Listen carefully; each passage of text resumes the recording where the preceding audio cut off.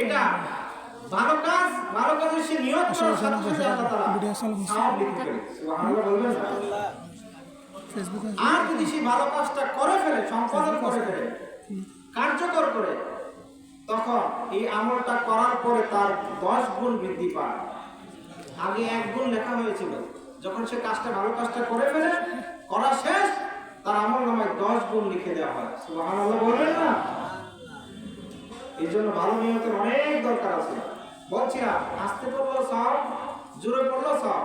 তবে আপনি কেন জোরে করবেন? আবেগের আওয়াজ আস্তে হয় না, আবেগের আওয়াজ হয় জোরে। ইশকের আওয়াজ আস্তে হয় না, ইশকের আওয়াজ হয় জোরে। কিভাবে হয়? জোরে। আপনাদেরকে একটা উদাহরণ দেই, মাইন্ড করবেন না, বোঝার জন্য বলতেছি। যখন বিশ্বকাপ ফুটবল চলে, আর্জেন্টিনা ব্রাজিলের খেলা হয় না? এই খেলা তো সবাই দেখে, বাংলাদেশের সব জায়গাতে খেলা দেখে, মুরব্বী থেকে ছোট একদম শুরু করে ছোট গোড়াগাড়া যারা আছে সবাই দেখে খেলে। কেউ আর্জেন্টিনার পক্ষে, কেউ ব্রাজিলের পক্ষে, কেউ আবার অন্য দল করে, জার্মানি, ফ্রান্স, ইতালি। তো যখন আর্জেন্টিনার খেলা হয়, ব্রাজিলের খেলা হয়, যারা আর্জেন্টিনা করে তাদের দল যখন গোল দেয়, তখন একসাথে যখন চারটে বসে খেলা দেখে, গোল করে একটা আওয়াজ হয় না? কি কথা বলেন না? আওয়াজ হয় না? এই আওয়াজটা যখন দেয়, তখন দেখবে 2-3 গ্রাম দূর থেকে শোনা যায় এই আওয়াজ। কারণ সবাই একসাথে এমন ভাবে আবেগের আওয়াজ দিছে, খুশিতে বাকবাকুম, তার দল গোল দিছে, তার দলের সে সাপোর্ট করে, এই জন্য তার দল যেহেতু জিতে যাচ্ছে, তার দল যেহেতু গোল দিয়েছে, সেজন্য সে কি করে? জোরে আওয়াজ করে, গোল গোল। দেখা যায় একজন লোক ম্যান করে আওয়াজ করে, আস্তে আস্তে কথা বলে, কিন্তু সেও যখন গোল বলে ডাক দিল, দেখা গেল তার মতো আওয়াজ আর কারো নেই। এত জোরে আওয়াজ দিচ্ছে, এটা কোথেকে আসে? ভিতর থেকে আওয়াজটা আসছে, এটা আবেগের আওয়াজ। এই আওয়াজ খেলার জন্য দিলে হবে না, দিতে হবে আল্লাহ আল্লাহ রাসূলের জন্য। কথা বলেন ঠিক না ঠিক? এই জন্য জবান খুলে, প্রত্যেকের জবানগুলি খুলে দরুদ শরীফ পড়বেন। দেখেন আল্লাহ তাআলা যে জবান যে দিয়েছেন, জবান একটা নিয়ামত না? কথা বলেন না, জবান কি নিয়ামত না? এই জবান, অনেকের আছে জবান নাই, আছে না? কথা বলেন না, অনেকের আছে জবান নাই, কথা বলতে পারে না, বোবা। তারা বুঝে যে জবানের দাম কত। আর আপনার আমার জবান আছে, তারপর আমরা এই জবানের হক আদায় করি না, হক আদায় করতে হবে। আপনি যখন সুবহানাল্লাহ বলবেন, আলহামদুলিল্লাহ বলবেন, দরুদ শরীফ পড়বেন, জিকির করবেন, সেগুলি আপনার আমলনামার মধ্যে সওয়াব বাড়তে থাকবে। সুবহানাল্লাহ বলেন। আল্লাহ রাসূল হাদিস শরীফের মধ্যে বলেন, যখন কোন আল্লাহর বান্দা যখন একবার সুবহানাল্লাহ আলহামদুলিল্লাহ যখন বলতে দেরি হবে, সঙ্গে সঙ্গে তার আমলনামার মধ্যে আসমান থেকে জমিন পর্যন্ত যতটুকু খালি জায়গা রয়েছে, এই খালি জায়গা নেকি দিয়ে পরিপূর্ণ করে দিয়ে ওই সুবহানাল্লাহ আলহামদুলিল্লাহ বলনেওয়ালার আমলনামার মধ্যে আল্লাহ তাআলা দিয়ে দিবে। এই জন্য জবানের হক আদায় করবেন। আসেন আমরা উচ্চ সুরে দিল খুলে আল্লাহ নবীর উপর দরুদ শরীফ পড়ি। আল্লাহুম্মা সাল্লি আলা সাইয়্যিদিনা মুহাম্মদ ওয়া আলা আলি সাইয়্যিদিনা মুহাম্মদ। মন আমার কাঁদে রে, দিল আমার কাঁদে রে, যেতে সোনার মদিনা। মন আমার কাঁদে রে, দিল আমার কাঁদে রে, যেতে সোনার মদিনা। ওই মদিনার পথে ধুলি মাখবো পেলে, সুরমা বলি জোড়াইব মনের বেদনা। মন আমার কাঁদে রে, দিল আমার কাঁদে রে, যেতে সোনার মদিনা। বলেন মন আমার কাঁদে রে, দিল আমার কাঁদে রে, যেতে সোনার মদিনা। আল্লাহুম্মা সাল্লি আলা মাওলানা মুহাম্মদ ওয়া আলা আলি সাইয়্যিদিনা মাওলানা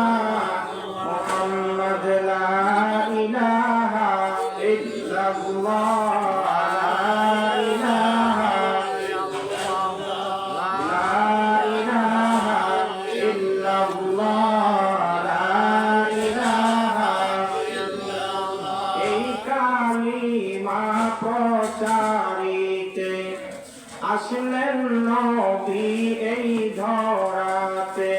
এই কালিমা প্রচারিতে আসলেন নবী এই ধরাতে।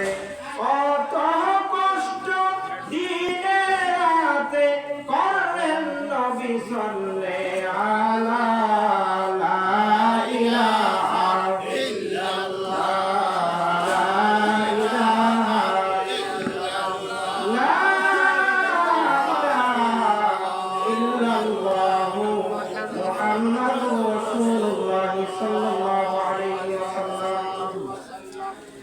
আল্লাহ পাক রব্বুল আলামিনের দরবারে শুকরিয়া আদায় করি যে আল্লাহ পাক রব্বুল আলামিন আমাদেরকে অত্র মহতি মাহফিলে আসার এবং বসার তৌফিক দিয়েছেন, কয়েক মর্তবা দরুদ শরীফ পাঠ করার তৌফিক দিয়েছেন, কয়েক মর্তবা আল্লাহ তাআলার সামনে জিকির করার তৌফিক আল্লাহ তাআলা আমাদেরকে দিয়েছেন।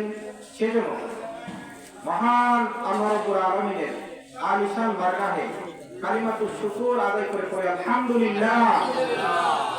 আরো শুকরিয়া আদায় করি যে আল্লাহ পাক রব্বুল আলামিন আমাদেরকে না চাইতে বিনা দরখাস্তে বিনা আবেদনে উইদাউট এনি অ্যাপ্লিকেশন আল্লাহ তাআলা আমাদেরকে আখির নবীর উম্মত বানিয়েছেন। সেজন্য আবারও দিল করে কালিমাতুশ শুকর আদায় করে পড়ি আলহামদুলিল্লাহ। আজকে উত্তর বামনডাঙ্গা উত্তরপাড়া ফুরকানিয়া মাদ্রাসার 18তম বার্ষিক সভা পুরস্কার বিতরণ ও ঈদে মিলাদ নবী সাল্লাল্লাহু আলাইহি ওয়াসাল্লাম মাহফিল। উক্ত মাহফিলে অনেক ওলামায়ে কেরামগণ আলোচনা করেছেন। বিশেষ করে আজকের মাহফিলে বক্তব্য রেখেছেন মাওলানা আমিনুল হক, খতিব উত্তর বামনডাঙ্গা উত্তরপাড়া জামে মসজিদ। আর আলোচনা করেছেন আলহাজ মাওলানা উমর ফারুক চৌধুরী সাহেব, সুপার সুইপুরা রূপনগর তালিমুল কোরআন দাখিল মাদ্রাসা ও খতিব উত্তর বামনডাঙ্গা আব্দুল করিম জামে মসজিদ। আর আলোচনা করেছেন মাওলানা মোহাম্মদ ইয়াসিন, সহকারী অধ্যক্ষ উত্তর হারালা পূর্ব জোয়ারা মহিলা আলিম মাদ্রাসা এবং খতিব চন্দ্ররাজ পৌরসভা কেন্দ্রীয় জামে মসজিদ। আজকের মাহফিলে যিনি বিশেষ ওয়াইজ ছিলেন আলহাজ মাওলানা মীর মোহাম্মদ মাহবুবুল বশর কাদরি সাহেব, খতিব হাজারী ডিগ্রি পার্ক জামে মসজিদ চন্দ্ররাজ চট্টগ্রাম।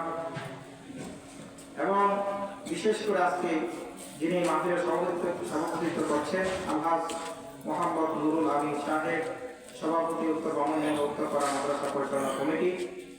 এছাড়াও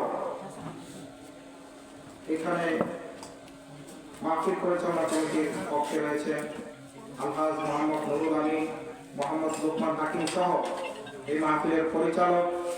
আমার গ্রামের যে মুরব্বী বাবারা বসে আছে, সামনে বসে আছে আমার মুরব্বী বাবারা, যুবক ভাইয়েরা, ছোট ছোট মাসুম বাচ্চারা এবং পর্দার অন্তরালে আমার মা ও বোনেরা, সবাইকে আমি আবার আমার পক্ষ থেকে ইসলামের সুমহান বাণী সালাম প্রদান করছি। আসসালামু আলাইকুম ওয়া রাহমাতুল্লাহি ওয়া বারাকাতুহু। আমরা খুব অল্প সময় কথা বলবো, যেহেতু রাত অনেক হয়ে গেছে, মোটামুটি প্রায় 10টার উপরে বেজে গেছে। আর এই সময় ঘুমাইলে খুব আরাম লাগে, কথা শুনতে ভালো লাগে। তারপর যেহেতু এসে পড়েছি, নিয়ম রক্ষার্থে কিছুক্ষণ কথা বলবো। ইনশাআল্লাহ আপনারা থাকবেন তো? ইনশাআল্লাহ। আপনারা কষ্ট না পেলে আমি কিছু কথা বলবো। আমরা কথা বলার নিয়ত করেছি দান সৎকার উপরে।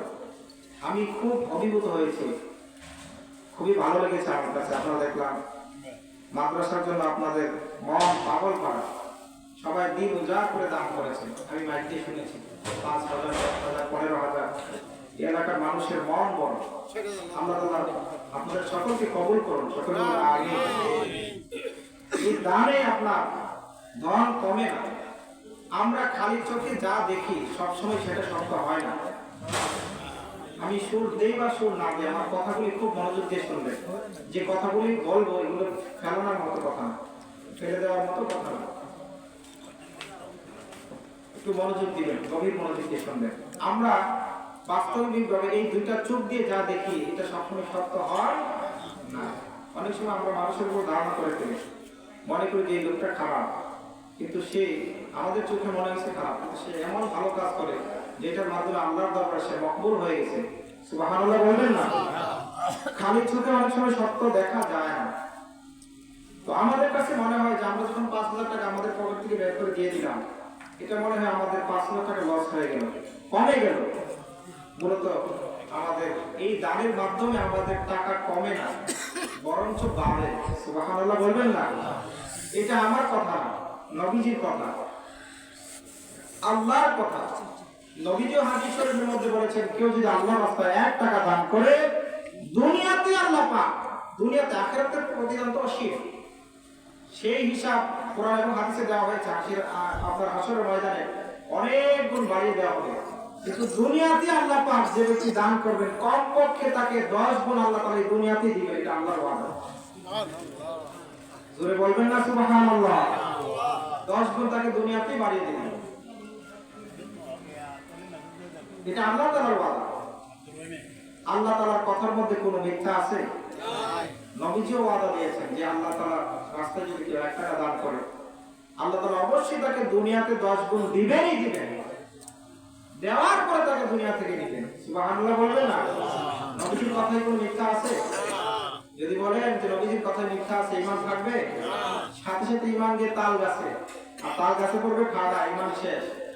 কারণ এই নবীর কথাগুলি শুধু নবীজির জবান মুবারক দিয়ে বলেন না, এই কথাগুলি নবীর কথাও না। নবীজি যা বলেন প্রত্যেকটাই আল্লাহর কথা। সুবহানাল্লাহ বলবেন না? কোরআনুল কারীম আল্লাহ তাআলা ওয়াজ করেছেন, আপনারা একসাথে বলেন আল্লাহু আকবার। আল্লাহু আকবার। ওয়া মা ইয়ানতিকু আনিল হাওয়া ইন হুয়া ইল্লা ওয়াহয়ুন ইউহা।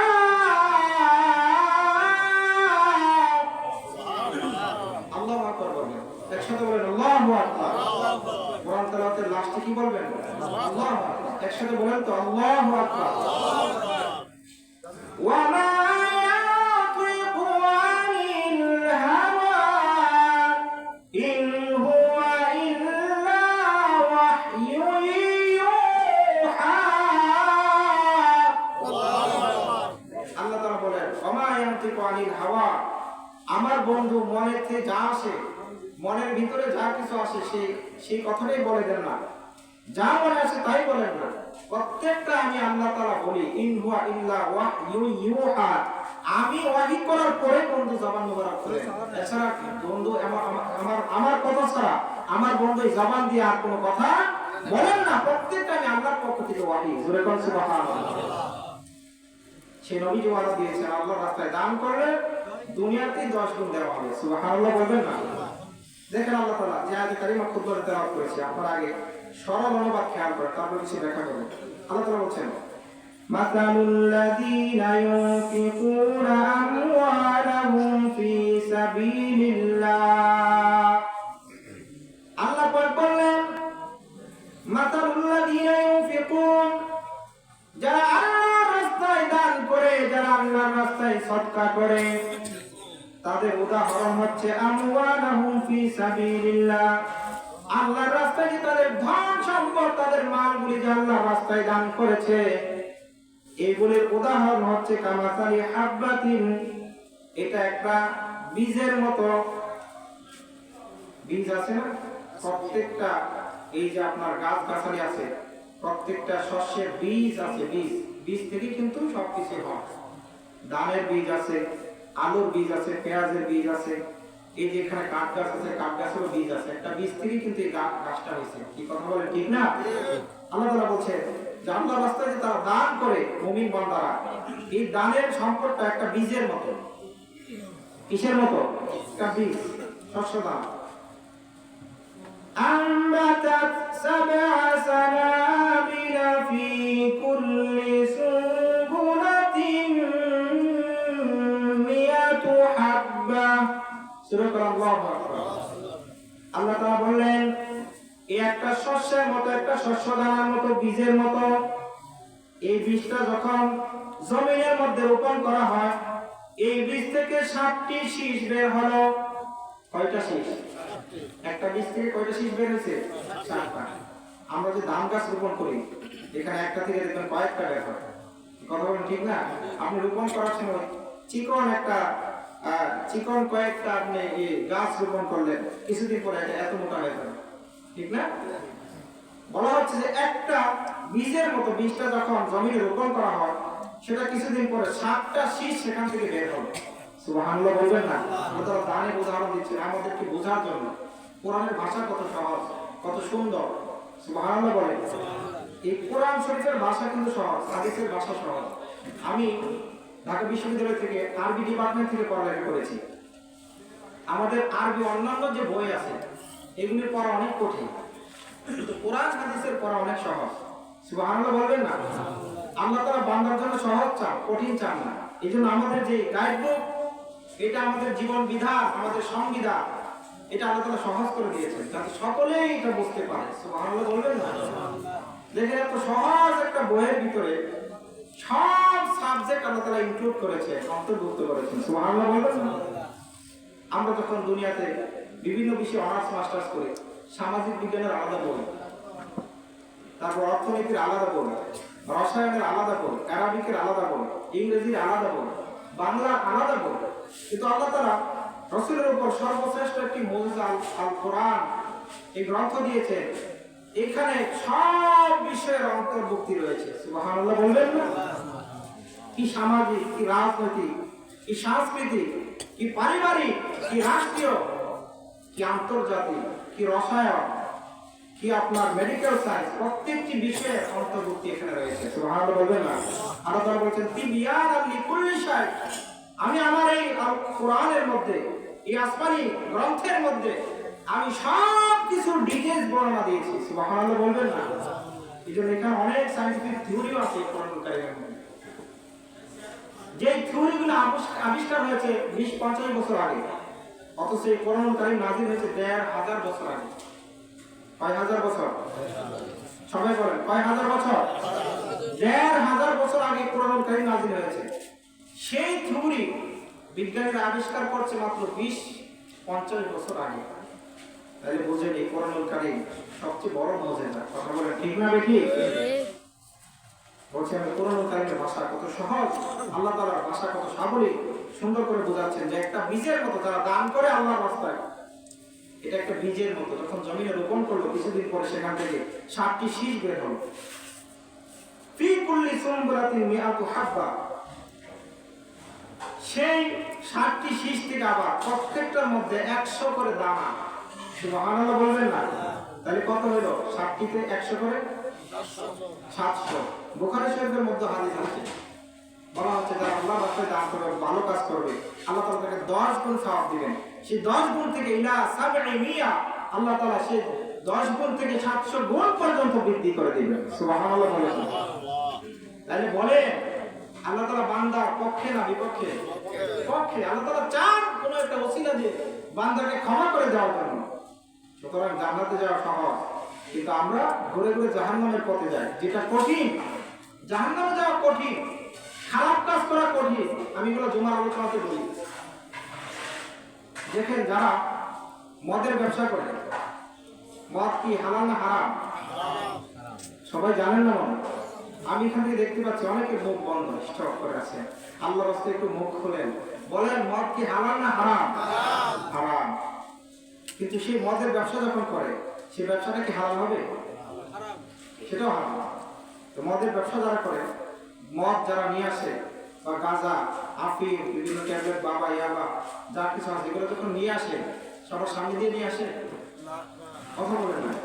কি করে দেখবেন বিভিন্ন সময় ধরা পড়ে, পত্রিকার মধ্যে আসে ওষুধের বক্সের ভিতরে আপনার এই মদের ভাগ ঢুকেছে, বিভিন্ন ইয়াবার ট্যাবলেট ঢোকায়া, এটা কারো বস্তার ভিতরে ঢুকেছে, ঢোকায়া সে ভালো কোনো গাড়ি দিয়ে যায় না, সে যাচ্ছে কোন গাড়ি দিয়ে? একটা অটো দিয়ে। কিন্তু পুলিশের চোখ ফাঁকি দেওয়া বড় মুশকিল। পুলিশ ইচ্ছা করলে কিন্তু সেগুলো ধরে ফেলতে পারে। এই কথা বলে ঠিক না? ট্রেনিং দেওয়া আছে। তো পুলিশ ধরলো, ধরার পরে তাকে বললো যে এটার ভিতরে কি? সে বলছে এটার ভিতরে ঔষধ। এটার ভিতরে কি? ঔষধ। একে তো সে হারাম ব্যবসা করলো, আবার সে মিথ্যা বললো। তাহলে দেখেন এটা কত কঠিন, যে সরাসরি সবার সামনে দিয়ে নিতে পারে না, সে লুকায় একদম প্যাকেটিং করে নিয়ে যাচ্ছে। তাহলে এটা কি কঠিন না? আপনি যদি দুধের ব্যবসা করেন, দুধ কি লুকায় নিতে হবে? মধুর ব্যবসা করেন, লুকায় নিতে হবে? তাহলে সহজ কোনটা বলেন? হালাল না হারাম? কথা বলেন না? হালাল কত সহজ, কিন্তু আমরা সহজ বাদ দিয়ে হারামের পথ ধরি। আল্লাহ তাআলা আমাকে সব আমাদের সকলকে হেদায়েত দান করুন। আমিন বলেন, একসাথে বলেন আমিন। আমার বন্ধুগণ, গভীর মনোযোগ লাগায় আমি বলছিলাম, আল্লাহর রাস্তায় যদি কেউ দান করে, আল্লাহ পাক বলছেন তার উদাহরণ হচ্ছে একটা বীজের মতো। এটা যখন জমিনের মধ্যে রোপণ করা হয়, কিছুদিন পরে সেখান থেকে 7টি শীষ বের হবে, এরপরে আবার এই প্রত্যেকটা শীষ থেকে 100 করে দানা বের হবে, 700 দানা। শুধু এই 700-র মধ্যেই সীমাবদ্ধ নয়, কারণ আমার আল্লাহ কৃপণ নন। কথা বলেন ঠিক না বেঠিক? আল্লাহ পাক বলতেছেন কোরআনুল কারীমের মধ্যে কত সুন্দর করে বলেছেন, একবার জবান খুলে বলুন আল্লাহু আকবার। ওয়াল্লাহু ইউদাইফু লিমান ইয়াশা।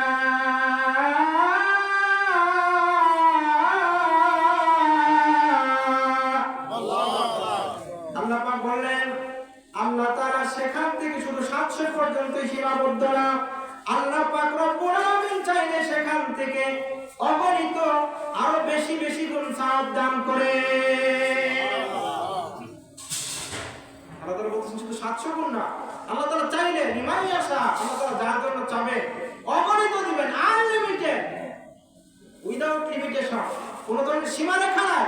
আল্লাহ তাআলা দিলে অঢেল পরিমাণ দিতে পারেন। কি কথা বলেন ঠিক না বেঠিক? আল্লাহ তাআলা পারেন না এমন কোনো কাজ আছে? আল্লাহ তাআলা সব কিছুর উপর কুদরত ওয়ালা। আল্লাহ তাআলা কোরআনুল কারীমের মধ্যে ওয়াজ করেছেন, একবার জবান খুলে বলুন আল্লাহু আকবার। ইন্নাল্লাহা আলা কুল্লি শাইইন কাদির।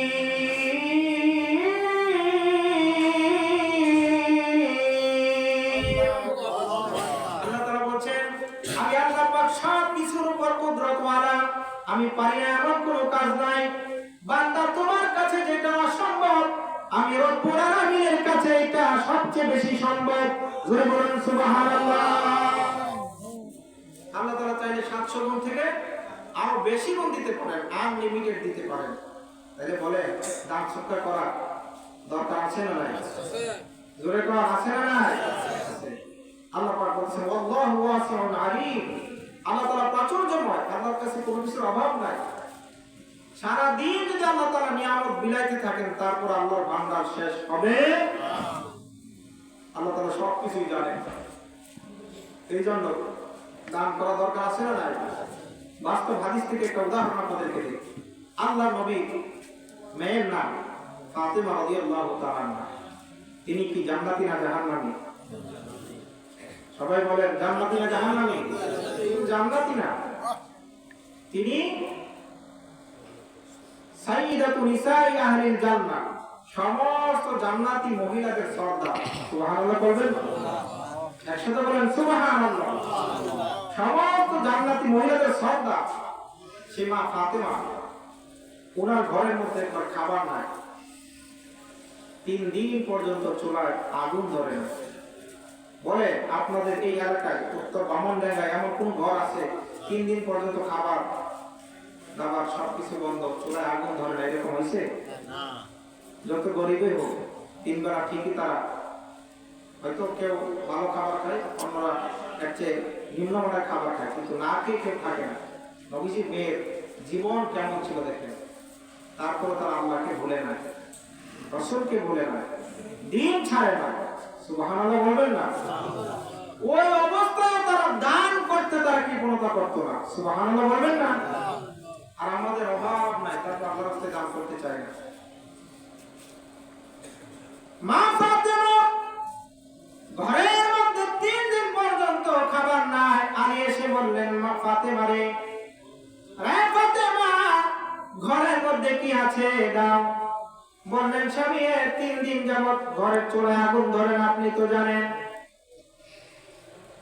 আমরা তো বড় মানুষ, আমরা তো বুঝি কেন ঘরে খাবার নাই, এই জন্য আমাদের মনকে বুঝ দিতে পারি। কিন্তু 2টা সন্তান হাসান হুসাইন কান্নাকাটি করে তাদেরকে খাবার দিতে পারি না। কত কষ্টের জীবনী তারা করেছেন। আমার নবী রাহমাতুল লিল আলামিন, সমস্ত নবীদের যিনি ইমামুল মুরসালিন, সেই ইমামুল মুরসালিন পর্যন্ত পেটের ক্ষুধায় অস্থির হয়ে তিনি পেটের মধ্যে পাথর বাঁধতেন। আর আমরা তিন বেলা পেট ভরে খাবার খায়, এরপর আল্লাহর কথা মনে থাকে না, আমরা আল্লাহর রাস্তায় দান করতে চাই না। আলী ডাক দিয়ে বললেন, ফাতেমা রে, আরে ফাতেমা, ঘরের মধ্যে কি আছে? বললেন, ঘরের মধ্যে তো কোনো খাবার নাই, তাহলে এখন কি করব? ফাতেমা বললেন, স্বামী হ্যাঁ, ঘরের মধ্যে একটা চাদর আছে, যে চাদরটা রাহমাতুল লিল আলামিন বিবাহের সময় আমাদেরকে উপহার দিয়েছিলেন। স্বামী রে, নিয়ে যান এই চাদরটা বাজারে বিক্রি করেন, বিক্রি করে কিছু খাবার নিয়ে আসেন আমাদের জন্য, এই সন্তানগুলি না খেয়ে কান্নাকাটি করে। বাজারে চলে গেলেন আলী, বাজারে গিয়ে চাদরটা বিক্রি করলেন, বিক্রি করে বাজার থেকে একটা ফল কিনলেন। কি কিনলেন? ফল। ফল নিয়ে আসতেছেন, রাস্তার মধ্যে দেখে একজন ভিক্ষুক আলীকে ডাকতে বললেন, আলী, আলী রে, আমি একজন ক্ষুধার্ত মানুষ, আমার পেটের মধ্যে খাবার নাই, আমি বড় ক্ষুধার্ত। আলী রে, তোমার হাতে দেখা যায় ফল, তুমি আমাকে এই ফলটা আল্লাহর রাস্তায় দান করে দাও। আমার ভাইরা, আমার উত্তর বামন ডেঙ্গার ভাইরা জবাব দিবেন, এই মুহূর্তে আমরা কেউ কি আল্লাহর রাস্তায় দান করব? করবো না, কারণ এই মুহূর্তে তো আমার দরকার বেশি।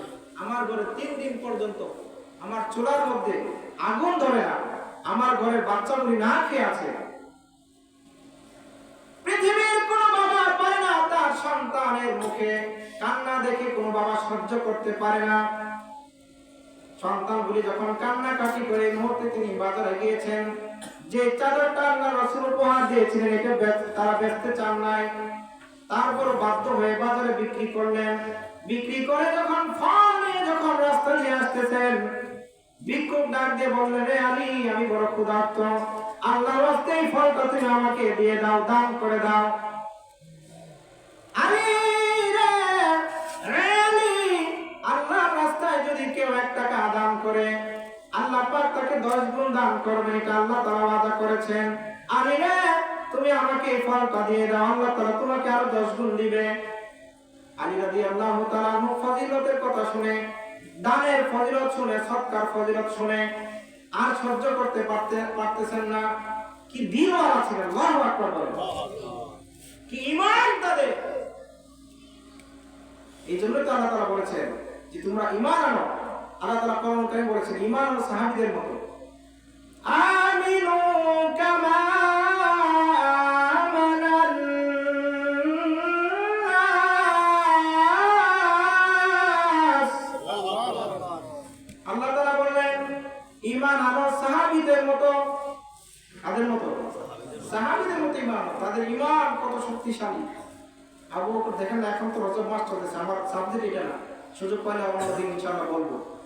এই রজব মাসে যখন নবীজি মেরাজ করে আসলেন, আবু জেহেল শুনলো যে নবীজি এসে মক্কা শরীফের পাশে মেরাজের আলোচনা শোনাচ্ছেন সাহাবীদেরকে। আবু জেহেল বলতেছে, এতদিন পর্যন্ত যাই বলছি সেগুলা বিরোধিতার খাতিরে বিরোধিতা করেছি, কিন্তু মুহাম্মদ যা বলে তা কিন্তু সত্য।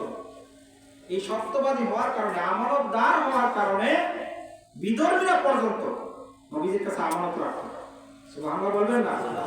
যদিও ভিন্ন ধর্মের, নবীজির দ্বীন কবুল করে না, কিন্তু তারা জানতো যে মুহাম্মদ কোনোদিন আমানতের খেয়ানত করে না, সে কোনোদিন মিথ্যা কথা বলে না।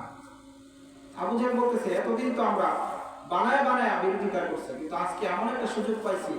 তিনি বলতেছে যে রাত্রের কিছু সময়ে, আল্লাহ তাআলা কোরআন কারীমে বলছেন, লাইলা, রাত্রের কিছু সময়ে একদম এখান থেকে ফিলিস্তিন বাইতুল মুকাদ্দাসে গেল, সেখান থেকে প্রথম, দ্বিতীয়, তৃতীয়, চতুর্থ, পঞ্চম, ষষ্ঠ, সপ্তম আসমান পাড়ি দিয়ে আল্লাহ দিদার করে আবার নাকি রিটার্ন ফিরত আসছে অল্প সময়ের ভিতরে। এটা কি পাগলে বিশ্বাস করবে? যেখানে তখনকার সময়ে মক্কা থেকে ফিলিস্তিন যাইতে, বাইতুল মুকাদ্দাস যাইতে মাসের পর মাস লাগতো, সেখানে রাত্রে কিছু সময় বললে এটা বিশ্বাস করবে? সে বলতেছে, পাইছি এতদিনে। তখন রাস্তার মধ্যে গিয়ে দেখে আবু বকর আসতেছে। সুবহানাল্লাহ বলবেন না? ডাক দিয়ে বললেন, আবু বকর শুনছো, তোমার নবী কি আজগুবি গল্প আমাদেরকে শোনাচ্ছে? তোমার নবী আজকে ঠিক ঠিক পাগল হয়েছে। নাউজুবিল্লাহ বলেন না? নবীজি কি পাগল? বলতেছে আবু জেহেল যে তোমার নবী আজকে ঠিক ঠিক পাগল হয়েছে, সে নাকি রাত্রের কিছু সময়ের ভিতরে এইখান থেকে ফিলিস্তিন থেকে প্রথম দ্বিতীয় তৃতীয় চতুর্থ পঞ্চম ষষ্ঠ সপ্তম অষ্টম পাড়ি দিয়ে লামাকানি আল্লাহ দিদার করে আবার চলে এসেছে। এটা বিশ্বাসযোগ্য? আবু বকর জিজ্ঞেস করলেন, আবু জেহেল এটা কি আমার নবী জবান মোবারক দিয়ে বলেছে? সুবহানাল্লাহ বলবেন না? বললেন আবু জেহেল এটা কি আমার নবী জবান মোবারক দিয়ে বের করেছে? বলেন হ্যাঁ, এইমাত্র আমি শুনে আসলাম। বললেন শুনে দেখো আবু জেহেল, আমার নবী যদি জবান মোবারক দিয়ে কোনো কথা বলে থাকে, আমি আবু বকর বিনা দলিলে কোন ধরনের এভিডেন্স ছাড়া আমি আবু বকর বিশ্বাস করে নিলাম। জোরে কোন সুবহানাল্লাহ। এই হচ্ছে সাহাবীর আকীদা, এই হচ্ছে সাহাবীর ঈমান, যে নবীজি বলে থাকলে আমি বিনা দলিলে, যদি এটা অসম্ভব তারপর আমি বিশ্বাস করব। সুবহানাল্লাহ বলবেন না? এই বিশ্বাস করাতে নবীজি তাকে উপাধি দিলেন। কি উপাধি? সিদ্দিক, সিদ্দিক আকবর, সবচেয়ে বড় সত্যবাদী। সুবহানাল্লাহ বলবেন না? যিনি সত্য কথা বলে, সত্যায়ন করে, তাকে সিদ্দিক বলা হয়। আবার সিদ্দিকের আরেকটা অর্থ হচ্ছে যিনি কোনো কথা বললে আল্লাহ তাআলা সেটাকে সত্যায়ন করে ফেলে। সুবহানাল্লাহ বলবেন না? যেমন একটা উদাহরণ আপনাদেরকে দিই, আমি অপ্রাসঙ্গিক কথাটা বলছি, তারপর আমি আমার মূল আলোচনায় চলে আসছি। আবু বকর সিদ্দিক রাদিয়াল্লাহু তাআলা একবার একটা কথা বললেন যেটা অসত্য ছিল, কিন্তু তার উপাধি সিদ্দিক হওয়ার কারণে আল্লাহ তাআলা তার কথাকে সত্য বানিয়ে দিলেন। সুবহানাল্লাহ বলবেন না? এটা হাদিসের মধ্যে আসছে। আল্লাহ নবী জিহাদের ময়দানে চলে গেলেন যুদ্ধ করার জন্য। হঠাৎ করে সেখানে যুদ্ধ শেষে আবার চলে আসতেছেন। অনেক সাহাবীরা সেখানে শাহাদাত বরণ করলেন। এমন সময় এক মহিলা শুনতে পেল তার স্বামী যুদ্ধের ময়দানে শহীদ হয়ে গিয়েছে। এই জন্য মহিলা পাগল করা হয়ে যুদ্ধের ময়দানের দিকে ছোটা শুরু করলো। যুদ্ধের ময়দানের দিকে যখন হাঁটতেছে, আল্লাহ নবীকে সামনে পেয়ে আল্লাহ নবীকে সালাম দিলেন। কি দিলেন? সালাম দিলেন। সালাম দিয়ে বললেন, ইয়া রাসূলুল্লাহ, আমার স্বামীর অবস্থা কি? ডাক দিয়ে বললেন, মা, তোমার স্বামী জিহাদের ময়দানে শহীদ হয়ে গিয়েছে। দুঃখ পেও না, কষ্ট পেও না, আল্লাহর দরবারে তুমি শুকরিয়া আদায় করো, কারণ শহীদের মর্যাদা অনেক উপরে। জোরে বলুন সুবহানাল্লাহ। তো যতই হোক, একজন স্ত্রীর স্বামী জিহাদের ময়দানে শহীদ হয়ে গেছে, তার মন কি মানে? বলেন, তার মনে কষ্ট আছে না?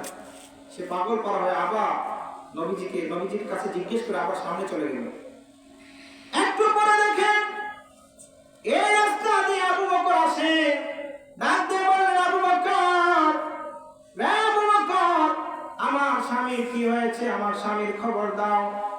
আবু বকর দেখলেন এই মহিলার অবস্থা যে এরকম বেগতিক, যদি এখন আমি বলি তার স্বামী জিহাদের ময়দানে শহীদ হয়ে গিয়েছে, এই মহিলা এই জায়গার মধ্যে হার্ট স্ট্রোক করে মারা যাবে, কারণ মহিলা তখন কাঁপতেছিল। আবু বকর বললেন, রে মা, তুমি বাড়িতে চলে যাও, তোমার স্বামী একটু পরে চলে আসবে, সে আসতেছে। সুবহানাল্লাহ বলবেন না? দেখে বললেন যে তোমার স্বামী আসতেছে। মহিলা বাড়িতে চলে গেলেন, ঘরে গেলেন, কিন্তু তার মন মানতেছে না। কিছুক্ষণ ভিতরে থাকে, কিছুক্ষণ আবার ভিতর থেকে বের হয়ে যায়, আবার ভিতরে গিয়ে দরজা লাগিয়ে দিল। লাগিয়ে আল্লাহর দরবারে ফরিয়াদ করছে, রব্বুল আলামিন, আমার স্বামী যেন ফিরে আসে, আবু বকরের কথা যেন সত্য হয়। একটু পরে মহিলার দরজার মধ্যে কে যেন নক করতেছে, কে যেন টুকা মারে, এভাবে টুকা মারছে। ভিতর থেকে বলতেছে, কে তুমি? কি তোমার পরিচয়? ডাক দিয়ে বললেন, বিবি রে, আমি তোমার স্বামী আসছি রে বিবি, দরজা খোলো। বিবি সাথে সাথে দরজা খুলে দিলেন। খুলে দিয়ে স্বামীকে জড়ায় ধরে কাঁদে আর বলে, স্বামী রে, আল্লাহ নবী বলেছে তুমি নাকি শহীদ হয়ে গিয়েছো, এখন আবার তুমি কিভাবে ফিরে আসলে? রে স্বামী, স্বামী রে, কিভাবে তুমি এখানে ফিরে আসছো? বললেন, আল্লাহ রাসূল বলেছে আমি শহীদ হয়ে গিয়েছি। বললেন, হ্যাঁ, আল্লাহ নবী একটু আগে আমাকে বলেছে তুমি শাহাদাতের সুধা পান করেছো। তাহলে চলো আল্লাহ নবীর দরবারে যাই। স্বামী স্ত্রী দুইজন চলে গেলেন, আল্লাহ নবীর দরবারে চলে গেলেন। যে বললেন, ইয়া রাসূলুল্লাহ, নবীজি আপনি বলেছেন আমার স্বামী যুদ্ধের ময়দানে শহীদ হয়ে গিয়েছে, এখন সে কিভাবে আসলো? নবী গো, আপনার কথা তো মিথ্যা হতে পারে না, কারণ আপনি নিজে থেকে কোনো কথা আপনি বানিয়ে বলেন না গো রাসূল। আপনি যা বলেন সব কিছু আল্লাহর পক্ষ থেকে ওহী। তাহলে এটা কিভাবে হলো? আপনি বলেছেন মারা গিয়েছে, শহীদ হয়ে গিয়েছে, এখন কোথা থেকে ফিরে আসলো? আল্লাহ নবী বললেন, রে আমার দুইজন সাহাবী, বসো, তোমরা এখানে বসো, আমি নবী ভেঙ্গে বলছি। মহিলাকে ডাক দিয়ে বললেন, মা, তুমি আমাকে জিজ্ঞেস করার পরে আবার পরবর্তীতে আবু বকরকে জিজ্ঞেস করেছো কিনা? সুবহানাল্লাহ বলবেন না? বললেন, ইয়া রাসূলুল্লাহ, নবীজি গো, আমি তো আবার আবু বকরকে জিজ্ঞেস করেছি। বললেন, আবু বকর কি জবাব দিয়েছে? মা ডাক দিয়ে বললেন, মহিলা ডাক দিয়ে বললেন, ইয়া রাসূলুল্লাহ, আবু বকর বলেছে আমার স্বামী নাকি আসতেছে। রে মহিলা, আল্লাহ পাক রব্বুল আলামিন আবু বকরের সিদ্দিক উপাধি ঠিক রাখতে যায়, আবু বকর সিদ্দিক উপাধিকে আল্লাহ পাক সার্টিফাই করতে যায়। তোমার স্বামী ঠিক জিহাদের ময়দানে শহীদ হয়ে গিয়েছিল, আমি নবীর কথা সত্য, এটা মিথ্যা না।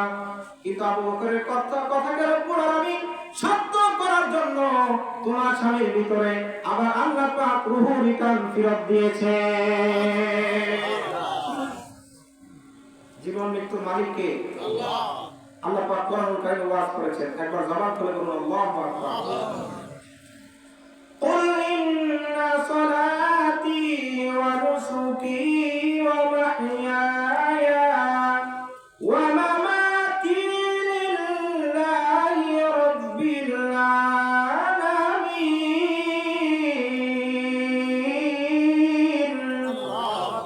আল্লাহ পাক বলেছেন, নামাজ, তোমার কুরবানি, তোমার জীবন, তোমার মৃত্যু একমাত্র আমি আল্লাহর জন্য। বলেন, জীবন মৃত্যুর মালিক কে? আল্লাহ। আল্লাহ তাআলা চাইলে মৃতকে জীবন দিতে পারে, পারে কি পারে না?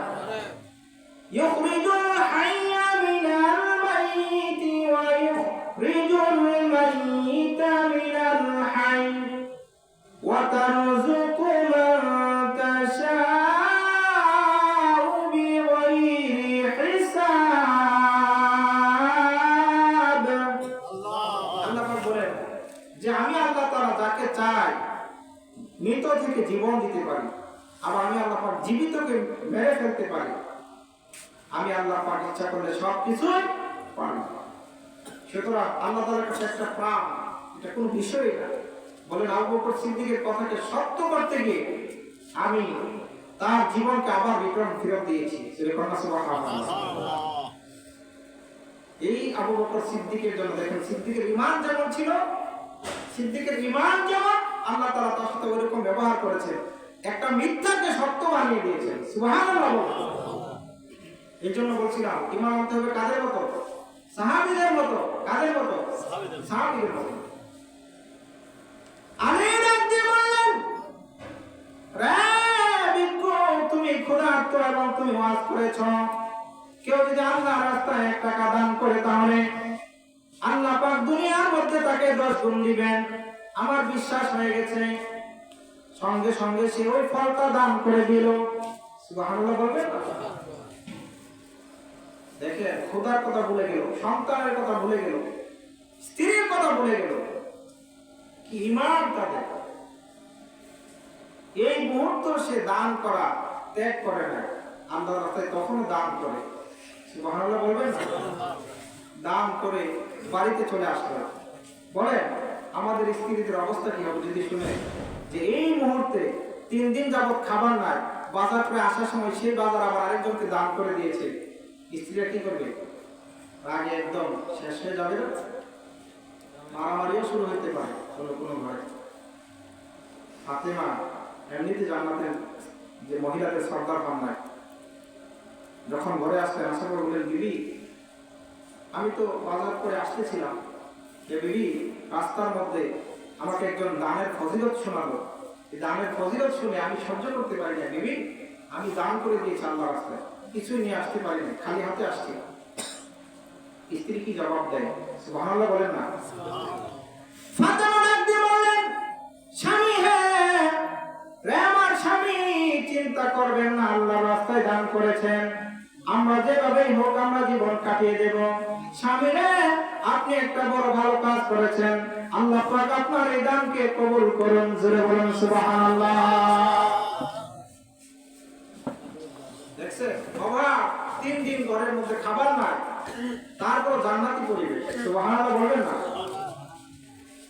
কিছুক্ষণ পরে আল্লাহ নবী সাহাবী শাহাদাত দিয়ে বললেন, আলী রে আলী, দরজা খোলো আলী, তোমার জন্য আমি আল্লাহ রাসূলের দরবার থেকে কিছু হাদিয়া নিয়ে এসেছি। দরজা খুললেন, খোলার পরে সাহাবী বললেন, আলী রে, আল্লাহর পাক রব্বুল আলামিন তোমার জন্য আল্লাহ রাসূলের কাছে 10টি জান্নাতি ফল পাঠিয়েছেন। সুবহানাল্লাহ বলবেন না? সে এসে বলতেছে, সে 10টি বলে না, সে বলতেছে 9টা ফল তোমাকে আল্লাহ রাসূল দিয়েছেন, ধরো তোমার ফল 9টা। আলী বলতেছে 9টা ফল আমাকে দিয়েছে, তাহলে হয়তো এটা আমার না, এটা নিয়ে যাও, কারণ আমি একটু আগে আল্লাহর রাস্তায় একটা ফল দান করে এসেছি, আল্লাহ তাআলা দিলে আমাকে পূর্ণ 10টাই দিবেন, 9টা দিতে পারেন না, এটা হয়তো অন্য কারো, তুমি হয়তো ভুলে আমার কাছে চলে আসছো। সুবহানাল্লাহ বলবেন না? পরক্ষণে সেই সাহাবী পিছন থেকে আরেকটা বের করে দিলেন, বললেন যে আমি পরীক্ষা করতেছিলাম যে তুমি এটার ফজিলত জানো কিনা, আমি আমার কাছে একটা আমি রেখেছিলাম, ধরো তোমাকে আল্লাহ রাসূল 10টাই দিয়েছেন। জোরে বলুন না সুবহানাল্লাহ।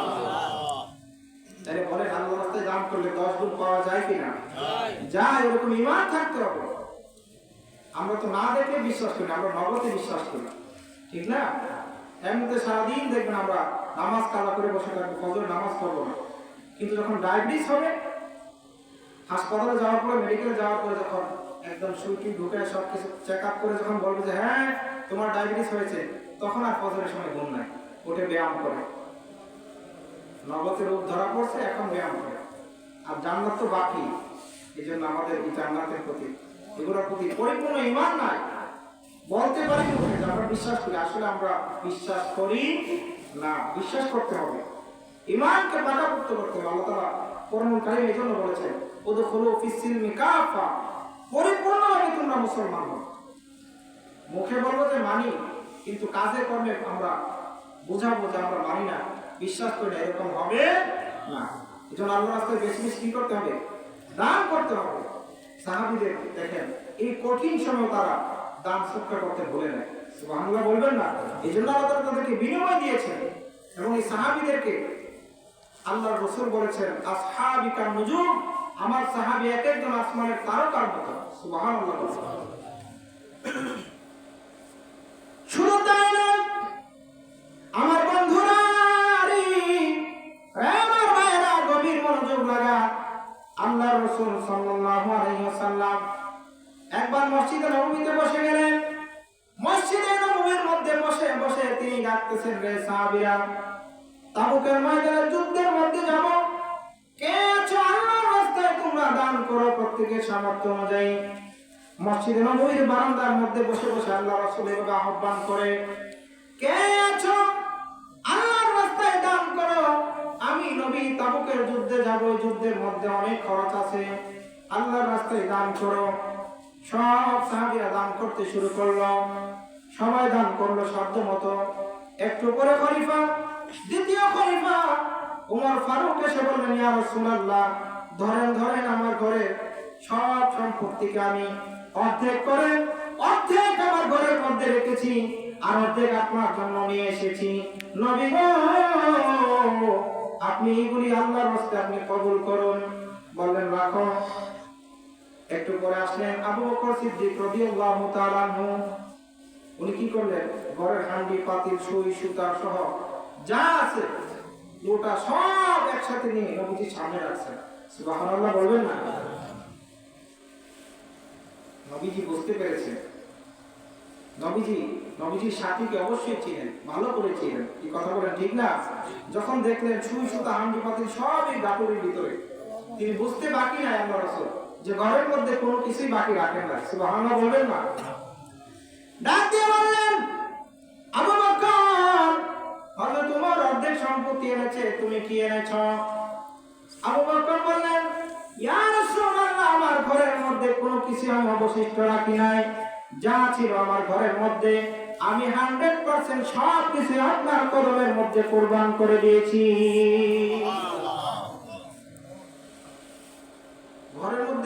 খাবে পরের ওয়াক্তে, এই টেনশন, এই চিন্তা ছিল না। আর আসলে ওই রকমই হওয়া দরকার আমাদেরকে। কেন হওয়া দরকার আমি বলি আপনাদেরকে। এই যে মানুষ ছাড়া আর কেউ কি ইনকাম করে? গরু ছাগল ইনকাম করে? কথা বলেন, করে? এক পশু পাখি যে আকাশ দিয়ে উড়ে যায় তারা কি ইনকাম করে? তারপরে সমুদ্রের মধ্যে যে মাছ মাছালি আছে এরা কি ইনকাম করে? কিন্তু এরা কি না খেয়ে থাকে? মানুষ ছাড়া কেউ ইনকাম করে না, কিন্তু কেউ না খেয়ে থাকে না। কিন্তু মানুষ রিজিকের পিছনে দৌড়ায়, কিন্তু মানুষই না খেয়ে মারা যায়। এর কারণ হচ্ছে আমরা রিজিককে প্রাধান্য দিয়েছি, আল্লাহকে বাদ দিই। আপনি জানেন মানুষ ছাড়া বাকি 17,999 জাতি তারা আল্লাহর ইবাদত করে 24 ঘন্টা। এই যে একটা গাছ, সায়েন্স প্রমাণ করে এই গাছের প্রাণ আছে। কি আছে এর ভিতরে? প্রাণ আছে। এই গাছটা একদিন মারা যাবে। এটা কার ফরমান? এটা হুকুম কার? আল্লাহ তাআলা কথা বলেন, কুল্লু নাফসিন যায়িকাতুল মাউত। আল্লাহ তাআলা বলেন প্রত্যেক প্রাণী মরণের স্বাদ গ্রহণ করবে। তো এটা সায়েন্স যেহেতু বলে এটা প্রাণ আছে, তাহলে এটারও মারা যাইতে হবে। এই গাছটা কখন মারা যায়? যখন তার জিকির বন্ধ হয়ে যায়। এবার প্রত্যেক প্রাণী আল্লাহর জিকির করে, কিন্তু জিকির করি না শুধু আমরা। তো আল্লাহ তাআলা আমাদের কি বানিয়েছিলেন? ওয়ামা খালাকাতুল জিন্না ওয়াল ইনসা ইল্লা লিয়াবুদুন।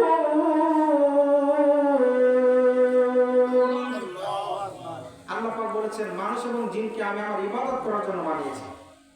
আমাদেরই জান্নাত জাহান্নাম, এদের জান্নাত জাহান্নাম নাই, কিন্তু এরা 24 ঘন্টা আল্লাহর জিকির করে। বলছিলাম এরা জিকির করে, যখন জিকির বন্ধ করে দেয়, যখন জিকির তাদের স্টপ হয়ে যায় তখন তারা মারা যায়। তো এই গাছ গাছালি এরাও পর্যন্ত জিকির করে, আর আমরা আল্লাহর জিকির করি না। আমরা রিজিকের পিছনে দৌড়াই, যেন আমরা মারা যাই। বলছিলাম আবু বকর সিদ্দিক ঘরে 50% আছে নাকি 100%? 100% যা ছিল সব নিয়ে এসে সামনে রাখছে। আল্লাহ নবী বলেন, আবু বকর ঘরের মধ্যে কি রেখেছ? ঘরের মধ্যে কি আছে? আমি দেখতে পাচ্ছি তোমার ঘরের সুই সুতা হান্ডি পাতিল নৌকা সহ যাবতীয় জিনিসগুলি তুমি আল্লাহর রাস্তায় দান করে দিয়েছ। আবু বকর ঘরের মধ্যে তুমি কি রেখেছ? আবু বকর বললেন, ইয়া রাসূলুল্লাহ, আমার ঘরের মধ্যে আল্লাহ এবং আল্লাহর রাসূলকে আমি রেখে এসেছি। উচ্চ স্বরে বলুন সুবহানাল্লাহ। ঘরের মধ্যে কাকে রাখছে? আল্লাহ এবং আল্লাহর রাসূলকে। তিনি বোঝাতে চাইলেন, আবু বকর সিদ্দিক বোঝাতে চাইলেন ঘরের মধ্যে আমার আল্লাহ এবং আল্লাহর রাসূলই যথেষ্ট, আর কোনো কিছুর প্রয়োজন নাই। এখান থেকে শিক্ষা আছে। এখান থেকে কি শিক্ষা আছে? আবু বকর সিদ্দিক চিন্তা করেছেন, আমি আল্লাহর রাস্তায় দান করব। আল্লাহর রাস্তায় যদি আমি 50% দান করি আর 50% ঘরে রাখি, এই 50% কে আমি ভোগ করে যেতে পারবো? এই গ্যারান্টি আছে? আমাদের এলাকায় এরকম একটা হয়েছে, মসজিদের জায়গা নিয়ে সে মসজিদের জায়গা দিবে বলছে, কিন্তু পরবর্তীতে অস্বীকার করতেছে। জায়গার প্রতি লোক চলে আসছে, এভাবে করে একটা দেন দরবার করছে, সে কোনোভাবে দিতে রাজি না। এই দরবার থেকে উঠে যাওয়ার পরে সে স্ট্রোক করে মারা গেছে। বলে ভোগ করে যেতে পারছে, যদি আল্লাহ রাস্তায় দান করে ফেলতো ওই সময়, আর এই দানটা কবল হয়ে যেত, কিন্তু ভোগ তো করতে পারে না। কখন কার মরণ আসবে কেউ কি বলতে পারে? বাদশাহ क्या फकीर हो सबको एक ही ठिकाना, सबको एक ही ठिकाना। প্রেমের বন্ধুরা, কে কখন মারা যাবে, কয়টার সময় মারা যাবে কেউ জানে না। এমন হতে পারে যারা এখন ঘুমে আছে, ঘুম থেকে আর না উঠতে পারে, তো আসে না, কিন্তু এইরকম গ্যারান্টি সে দিতে পারবে না আমি যে আরামের ঘুম ঘুমাচ্ছি জান্নাতের বাগান রেখে, পরের দিন সকালে যে আবার আমি উঠবো, সেই গ্যারান্টি সে দিতে পারবে না। কত যুবক ঘুমের ঘরে যাওয়ার পরে আর ঘুম থেকে জাগ্রত হয় না, আছে না নাই? কত বৃদ্ধ বাবা ঘুমের ঘরে যাওয়ার পরে আর জাগ্রত হয় না, সকালবেলা রাত্রি রাত্রি করে, হ্যাঁ দাদা, বৌমা ডাকাডাকি করে আব্বা জান উঠেন, কিন্তু দেখে আব্বা জান আর উঠে না। এরপরে তাকে অনেক ডাকাডাকি করার পরে তাকে যখন ধাক্কা দিল দেখে শরীর লড়ে না, একদম শরীর নিস্তেজ হয়ে গেছে। তখন মানুষ বলে, আহারে এই লোকটা ঘুমের ঘরে মারা গিয়েছে। আমার ভাইরা, এই জন্য কে কখন মারা যাবে কেউ জানে না, যে কোনো মুহূর্তে আপনার ফরমান জারি হয়ে যেতে পারে। এই দুনিয়ার মধ্যে কত ক্ষমতাশালী কত সম্পদশালীরা ছিল, তারাও কিন্তু এই সম্পদ ভোগ করে যেতে পারে না। এই যে কারণের সম্পত্তি, কোরআনুল কারীমের মধ্যে তার কথা আছে, কারণের সম্পত্তি প্রত্যেকটা জায়গার মধ্যে আছে। বালি আছে না, বালি আছে না, বালি, যে বালি দিয়ে আপনারা যে বিল্ডিং বানান, বালির মধ্যে দেখুন চিপচিপ করে, এগুলো কারণের সম্পত্তি। কার সম্পত্তি? এই তার সম্পত্তি পুরো পৃথিবী জড়িয়া, কিন্তু সে কি ভোগ করে যেতে পারছে? পারে নাই, নাফরমান হয়ে মারা গেছে। কত রাজা বাদশা ছিল, বাঁচতে পারে না। দেখেন সুলাইমান নবী পর্যন্ত তিনি জলিলুল কদর পয়গম্বর ছিলেন, এমন ক্ষমতাধর নবী তিনি ছিলেন, বাদশা তিনি ছিলেন, প্রতাপশালী বাদশা। ওনার কথা শুধু মানুষরা শুনতো না, বর্তমান যুগের যারা শাসক তাদের কথা শুধু মানুষেরা শুনে। কুত্তা শুনে? কথা বলেন না। একজন নেতা এসে যদি এই এলাকার এমপি যদি এসে বলে, এই কুত্তা এখান থেকে ওইখানে যাবে, শুনবে? কিন্তু দেখে সুলাইমান নবীর কথা প্রাণীরা পর্যন্ত শুনতো।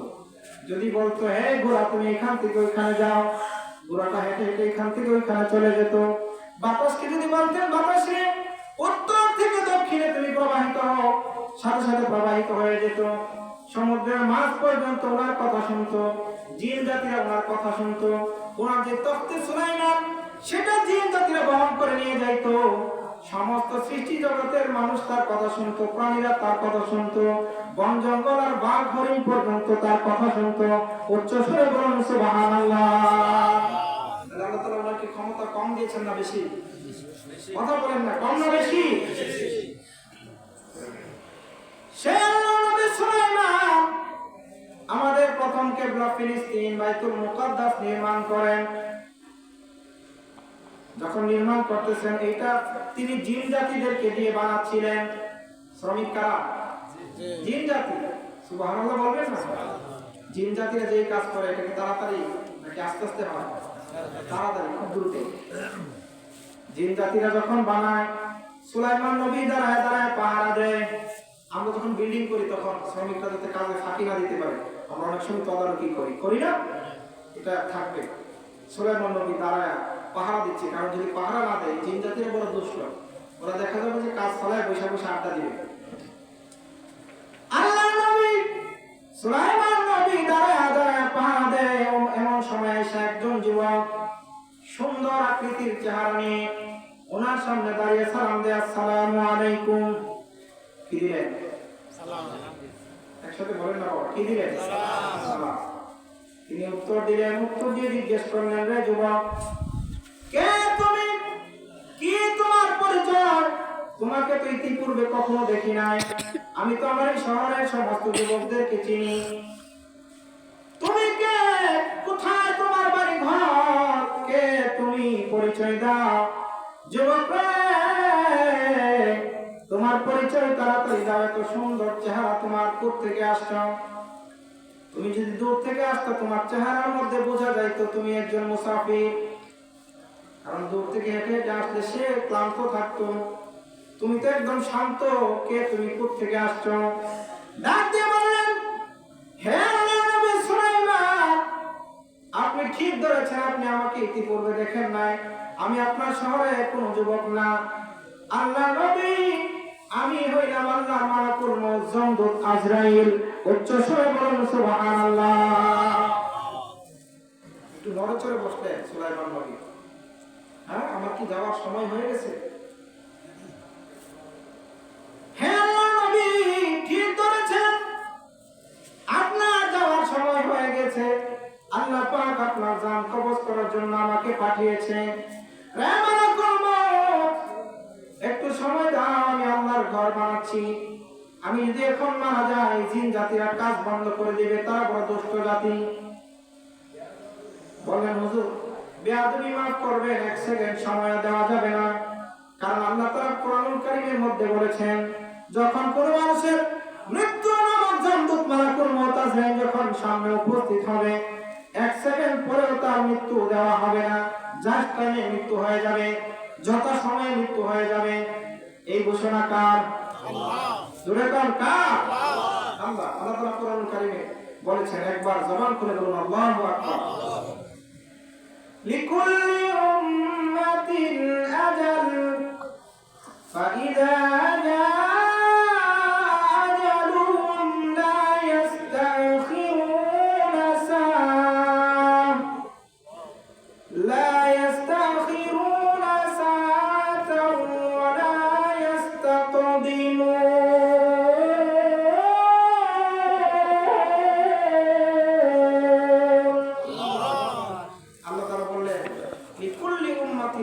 প্রত্যেক জাতির মৃত্যু অবধারিত, নিশ্চিত।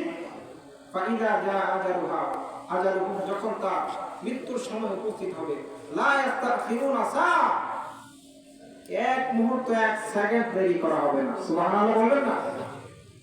এক সেকেন্ড দেরিও করা হবে, সাথে সাথে মৃত্যু। আল্লাহ তাআলা দেরি শব্দটা আগে বলেন, এরপর বলেন ওয়ালা ইস্তাকদিমুন, এর এক মিনিট আগে বা এক সেকেন্ড আগেও হবে না, জাস্ট টাইমে মৃত্যু হবে। আল্লাহ পরে বললেন কেন? কারণ সবাই চায় যে আর কয়টা দিন আমি বেশি বাঁচি, কি বলেন, ঠিক না? একটা ঘটনা পড়ছিলাম আপনাদেরকে বলে থেকে, যে একবার এক লোক বন জঙ্গলের মধ্যে সে তার খড়ি লাকড়ি জোগাড় করলো, একসাথে লাকড়ি জোগাড় করে বড় একটা ঘাটুনি বানালো। বড় ঘাটুনি হয়ে যাওয়ার পরে এখন সে একা একা সেটা উঠাইতে পারে না। তখন সে কষ্টে বলতেছে, আল্লাহ এত কষ্ট, আমার সংসারের জন্য এত কষ্ট করি, আজরাইলকে আমাকে দেখে না, আমাকে উঠে নিতে পারে না। এমন সময় এসে একজন তার সামনে উপস্থিত হয়ে গেছে, একজন মানুষের স্বরূপে এসে বলতেছে, কি তুমি আমাকে তালাশ করছো? আমি আজরাইল তোমার জান কবজ করার জন্য আসছি, তুমি চাচ্ছ তোমাকে যেন দুনিয়া থেকে উঠে এনে। সে বলতেছে, রাখেন, আমি ডাক দিয়েছি আমার এই কার্টুনটা উঠে দেওয়ার জন্য, লোক পাইতেছি। একটু আগে বললো যে সে মারা যাইতে প্রস্তুত, আল্লাহ তাআলা আমাকে দেখে না, এখন বলতেছি কি গাটুলি উঠাই দেওয়ার জন্য ডাকতেছি। তার মানে কেউ মরতে চায় না। দেখেন না, একটু অসুস্থ হয়ে গেলে, একটু নাকে দিয়ে সর্দি পড়লে, একটু জ্বর উঠে গেলে আমরা মেডিকেলে দৌড়াই, কোথায়? তার মানে সে সুস্থ হতে চায়, মরতে চায় না, বাঁচতে চায়। সবাই চায় যে আর কয়টা দিন বেশি বাঁচি। 80 বছর 90 বছর হয়ে গেছে, আর কয়দিন বাঁচবে? তারপরে যখন অসুস্থ হয়, মেডিকেলে গিয়ে লক্ষ লক্ষ টাকা সে ব্যয় করে, বৃদ্ধ বয়সে 90 বছর বয়সে সে লক্ষ টাকা খরচ করে, আর কয়টা দিন বেশি বাঁচার জন্য। তার মানে কেউ চায় না এই দুনিয়া ছেড়ে অন্ধকার কবরে যাওয়ার জন্য। তারপরে তাকে একদিন আলটিমেটলি সে মরতে হয়, কবরে যাইতে হয়। কবর ছাড়া কোনো মানুষের কোনো গন্তব্য নাই। প্রত্যেক মানুষকেই মরতে হবে, কবর নামক বাড়ির মধ্যে যেতে হবে। কথা বলেন ঠিক না বেশি? মওত কাসিন কুল্লু নাসিন শারিবু কবর বাইতিন কুল্লু নাসিন দাখিলু। মরণ থেকে যতই পালাও, মরণ তোমায় রইবে ঘেরি। যদিও সুদূর আকাশ পানে, পালাও সেথায় লাগায়া সিঁড়ি। যদিও সুদূর আকাশ পানে, পালাও সেথায় লাগায়া সিঁড়ি। এই দুনিয়াতে কত রাজা বাদশা, কত সম্পদশালীরা এসেছিল, কেউ বাবা এই দুনিয়ার মধ্যে থাকতে পারে নাই, সবাইকে কবরে যেতে হয়েছে। সুতরাং আপনাকে আর আমাকে কবরে যেতে হবে কি হবে না? এজন্য যাওয়ার আগে যে সম্পদ আছে সেখান থেকে কিছু দান করার চেষ্টা করেন। আল্লাহর ঘরে, আল্লাহ নবীর ঘরে, মাদ্রাসায় দান করার চেষ্টা করেন। এই দানের মাধ্যমে আপনার ধন আরো বেড়ে যাবে, 10 গুণ বেড়ে যাবে। শুধু 10 গুণ নয়, আল্লাহ পাক ওয়াদা করেছেন সূরাতুল বাকারার 261 নম্বর আয়াতের মধ্যে। যদি বিশ্বাস না হয় আবার কি আপনারা এই আয়াতটা পড়ে নেবেন অর্থ সহ। সূরাতুল বাকারা 261 নম্বর আয়াত। আল্লাহ পাক বলেছেন 7 গুণ থেকে 700 গুণ শুধু 700 গুণে থেমে যাবে না। আল্লাহ পাক রব্বুল আলামিন চাইলে সেই বান্দাকে অগণিত আনলিমিটেড সওয়াবের ভাগীদার করে দিবে। এই জন্য সময় কিন্তু শেষ হয়ে যাচ্ছে, আমাদেরকে আল্লাহর দিকে মনোযোগ দিতে হবে, আমাদের দান আমাদের সদকা বাড়িয়ে দিতে হবে। ও আদম রে, পাক দুনিয়া গেছে দাড়ি, দন্ত আছে গোটাচারি, সমঞ্জারি গিয়াছে করিয়া রে সোনার আদম, জিন্দেগি তো যায় ফাঁকি দিয়া, রহমত যাই রে ফাঁকি দিয়া রে সোনার আদম, নিশিত যায় ফাঁকি দিয়া। ও আদম রে, কামিনীর ওই কোলেতে কাল ঘুমেতে রইলি তুই, সারা নিশি কাটাইলি তুই ঘুমাইয়া ঘুমাইয়া রে সোনার আদম, জিন্দেগি তোর যায় ফাঁকি দিয়া। রে চলতি উত্তর বাংলার বাইরা, শেষ কথা বলে যাচ্ছি, এই দুনিয়া বাবা থাকার জায়গা নয়। এই জন্য সময় থাকতে আল্লাহর রাস্তায় দান করেন। এই দান আল্লাহর রাস্তায় যদি আপনি করেন, এটা কোনোদিন বৃথা যাবে না। হাসরের ময়দান যখন কায়েম হয়ে যাবে, বানিয়ে বানিয়ে বলছি না রে বাবা, কোরআন হাদিস থেকে আমি আপনাদেরকে শোনাচ্ছি, হাসরের ময়দানের অবস্থা এমন ভয়ঙ্কর হবে, সেখানে কেউ কারো আপন হবে না, কেউ কারো শরীর হবে না, বান্ধব হবে না।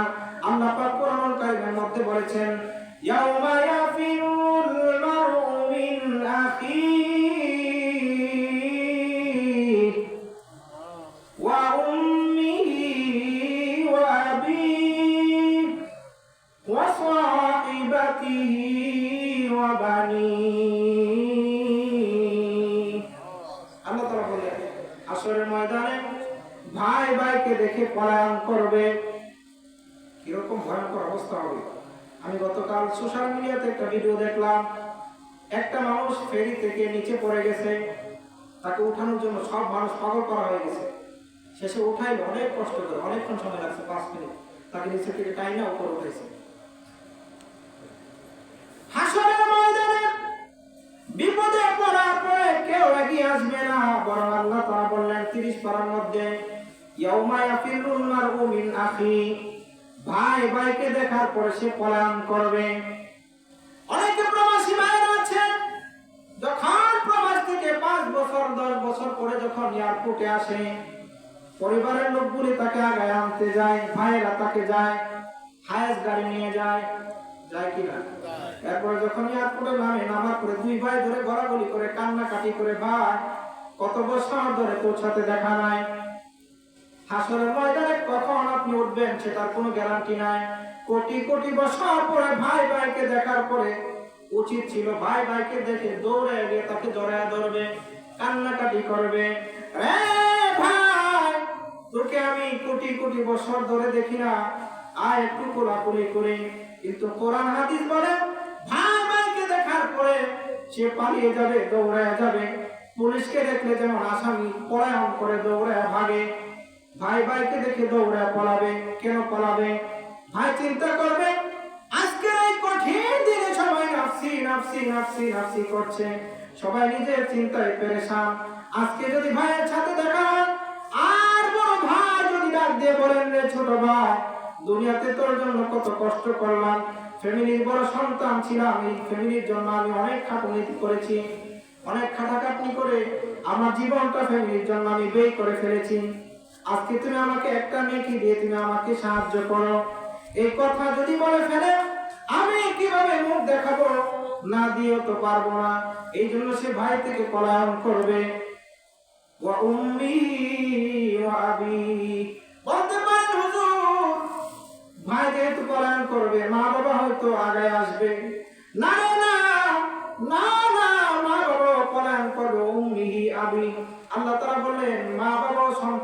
দেখে তারা পলায়ন করবে। হাদিস শরীফের মধ্যে আছে, আমার বন্ধুরা গভীর মনোযোগ লাগে কথাগুলি শুনে যান। আল্লাহ নবী বললেন, যখন হঠাৎ করে সন্তান এবং বাবার মধ্যে দেখা হয়ে যাবে কাকতালীয় ভাবে, সে দেখা দিতে চায় নাই, কিন্তু হঠাৎ করে দেখা হয়ে যাবে, এমন সময় ডাকতে বলবে, আরে আমার সন্তান, আমার বাপ, দাঁড়াও দাঁড়াও, আজকে আমি বিপদে পড়েছি, একটা নেকি দিয়ে যাও। ডাক দিয়ে বলবেন, কে আল্লাহর বান্দা, কে তুমি, কি তোমার পরিচয়, তুমি আমাকে কেন ছেড়ে ডাকতেছো? দুনিয়ার মধ্যে আমার কোনো বাবা ছিল না। অস্বীকার করো। মাকে ডাক দিয়ে বলবে, রে মহিলা, কে তুমি, কেন তুমি আমাকে সন্তানের পরিচয় দিচ্ছ?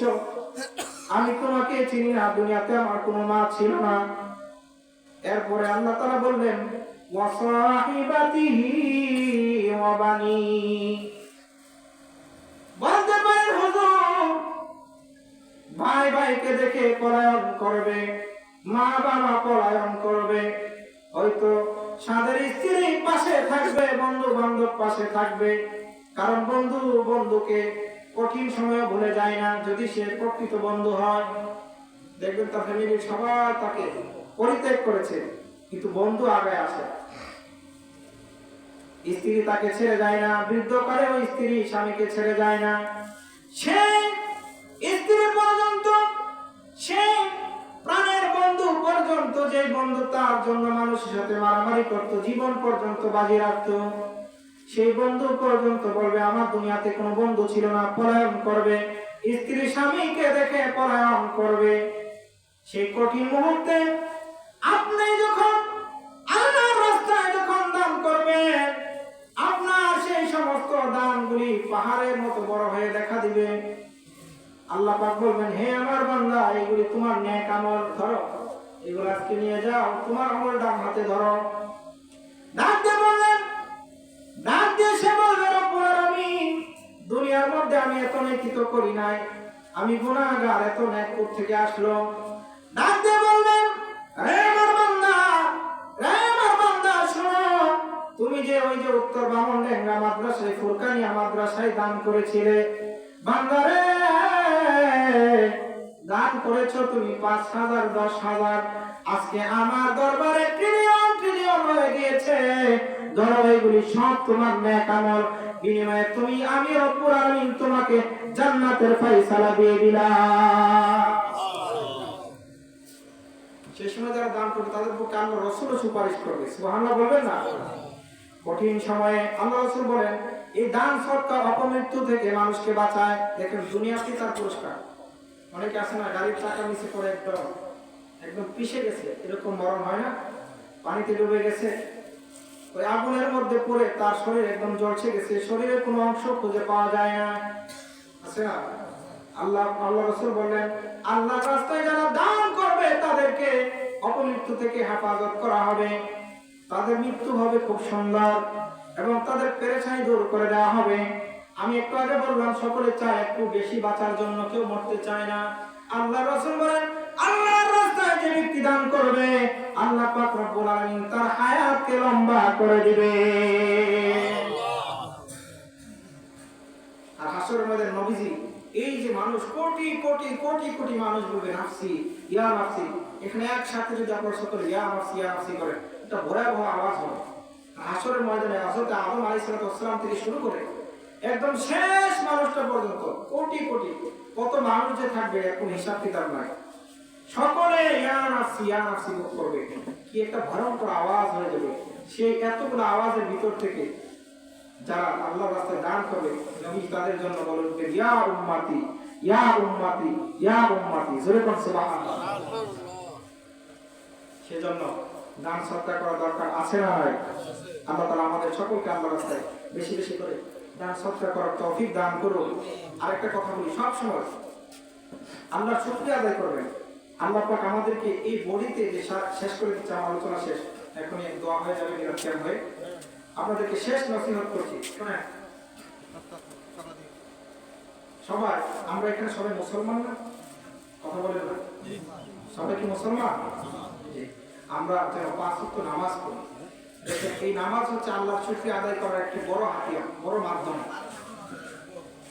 এটা কি নামাজ কি আল্লাহর শুকরিয়া আদায় করার সবচেয়ে বড় মাধ্যম। দেখেন আল্লাহ পাক এই 3.5 হাত বডির ভিতরে কতগুলো নিয়ামত দিয়েছেন। যদি শুকরিয়া আদায় করি, কিয়ামত পর্যন্ত শুকরিয়া আদায় করলে শেষ হবে না। চোখ দুটো নিয়ামত, মাথার চুলগুলো নিয়ামত। আমরা প্রত্যেক দিন মেডিকেল সায়েন্স বলতেছে একটা মানুষ এই প্রকৃতি থেকে প্রত্যেক দিন 550 লিটার অক্সিজেন গ্রহণ করে। কত লিটার? সবাই মনে হয় শোনেন না আমার কথা, না? শেষ করে দিচ্ছি, শেষ এখন একটু উত্তর দেন। একটা মানুষ এই প্রকৃতি থেকে দৈনিক কত লিটার অক্সিজেন গ্রহণ করে? 550 লিটার। আপনারা যদি বিশ্বাস না করেন মোবাইলে সার্চ দিন, এখন বানায় বলার সুযোগ নাই, এখন এমন মোবাইলে সার্চ দিলে সব চলে আসে। মোবাইলে ইন্টারনেটে সার্চ দিন একজন মানুষ, সুস্থ মানুষ দৈনিক কত লিটার অক্সিজেন গ্রহণ করে, উত্তর আসবে 550 লিটার। তারপর লিখবেন যে একটা মানুষ, সুস্থ মানুষ এই প্রকৃতি থেকে কত টাকা অক্সিজেন গ্রহণ করে, উত্তর আসবে প্রায় 2 লক্ষ থেকে উপরে। ভিন্ন ভিন্ন ইয়ে আসবে, কারণ অক্সিজেনের মধ্যে ভিন্নতা আছে। কিন্তু প্রকৃতি থেকে যে অক্সিজেনটা পান, এটা কিন্তু বোতলের অক্সিজেনের মতো না। 2-2.5 লক্ষ টাকার অক্সিজেন দৈনিক গ্রহণ করতেছে। আপনাদেরকে প্রশ্ন করি, যদি কোটিপতিও হন আর আপনি যদি দৈনিক 2 থেকে 2.5 লক্ষ টাকার অক্সিজেন যদি আপনি অক্সিজেনের বিল যদি আপনি দিতেন প্রত্যেক দিন, বলেন তো আপনার এই কোটি টাকা ফুরিয়ে যেত কি যেত না? ফুরিয়ে যেত। 60-70 বছর যাবত যদি আপনি হিসাব করেন প্রত্যেক দিন 2 থেকে 2.5 লক্ষ টাকার অক্সিজেন, কোনদিন আল্লাহকে বিল দিয়েছেন? কথা বলেন না, দিছে? আমার পাশেই মেডিকেল আইসিইউতে ভর্তি করলে সেটা তো সরকারি, কিন্তু আপনি প্রাইভেটে যদি ভর্তি করেন মিনিটে বিল, সেকেন্ডে বিল ওঠে, লক্ষ লক্ষ টাকা গুনতে হয়। তখন কি বিল দিতে হয় না? বিল না দিলে লাস্ট পর্যন্ত বের করতে দেয় না।